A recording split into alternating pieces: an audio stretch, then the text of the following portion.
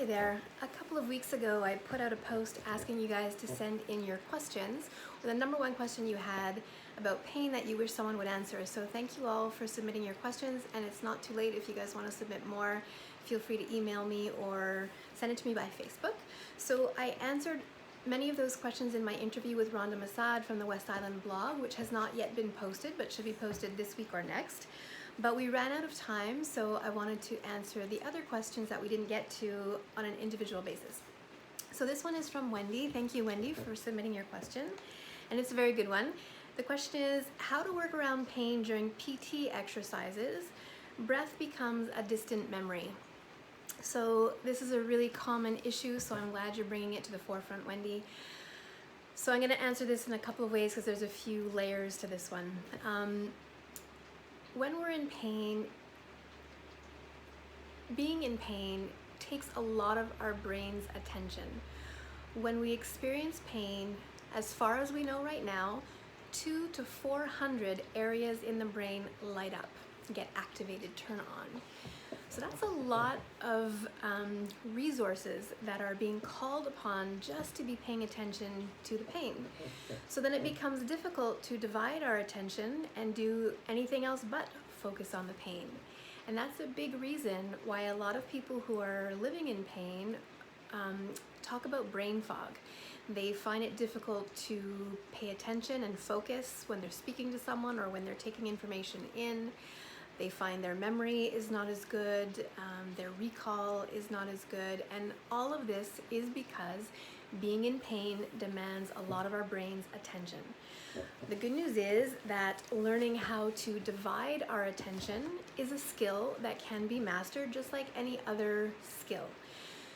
So when you go to do a movement, whether it's your PT exercises or any other kind, you have to be a little bit like a juggler and try to figure out how to divide your attention between a few different things.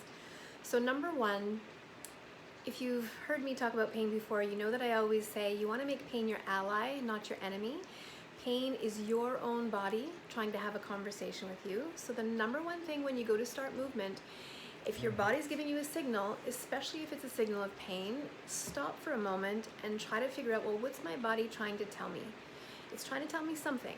Pain is our nervous system's way of getting us to pay attention and change our behavior.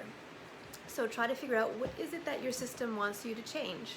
And then you can check in as a second thing with your breath. Often, I would almost say always, if you're finding a movement challenging physically or mentally, our breath will reflect that. So if you find yourself holding your breath, if your breath gets shallow or labored, jagged, or becomes very quick, these are all signs that your nervous system is not feeling safe. So that there's no point in continuing with the movement with your breath in that state. You want to pause, take a moment, and wait for your breath to settle down until it's long, slow, smooth, and soft, and then you continue the movement. And you keep checking in because it will likely change again. Third thing you want to check in with is the tension in your body. So oftentimes, especially when we're in pain, our body tries to protect us by contracting certain muscles that don't necessarily need to be contracted for the movement we're trying to achieve. So pay attention to that. Do a little body scan every now and then and see. Some of the common areas, although you can have tension anywhere, some of the common areas are clenching the jaw, frowning, squeezing the buttock, tightening up around the gut, clenching the hands or feet. You can, as I say, have tension anywhere, but those are the common ones. So do a little body scan, and again, if you've noticed that those things have tightened up, pause, get your breath under control, get your body tension under control, and then try the movement again or continue to do the movement. And then the last thing to check in with is your mind. Our mind is very good at creating a story around our attempts at movement. So for example, if you go to follow a class of mine, let's say, and I demonstrate an exercise that looks like something you've done in the past, and maybe in the past when you tried that exercise, you had a flare-up. So all of a sudden, whether you're conscious of it or not, your brain or your mind is going through this whole storyline of, oh my God, if I do that exercise, then I'm gonna be on the couch for the next 4 days, and I can't be on the couch for the next 4 days because I've gotta make dinner, I've gotta go deliver food to my elderly family member, and on and on and on it goes.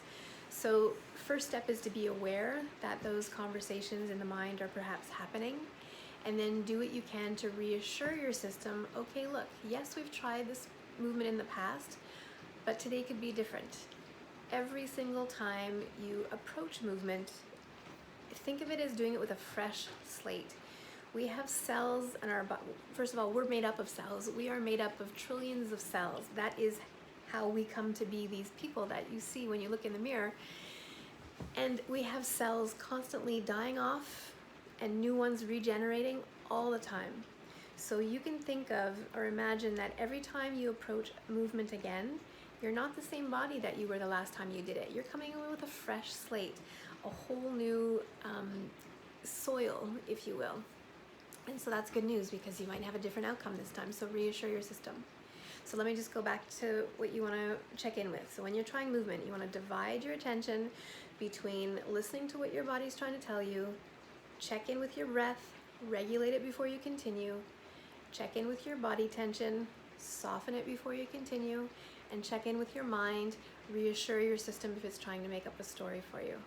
And you keep doing that periodically as you continue with the movement until eventually one day you won't have to think about it so much. But at the beginning and for a while, it's a skill that needs to be cultivated, so it does take some time and some commitment. I hope that helps.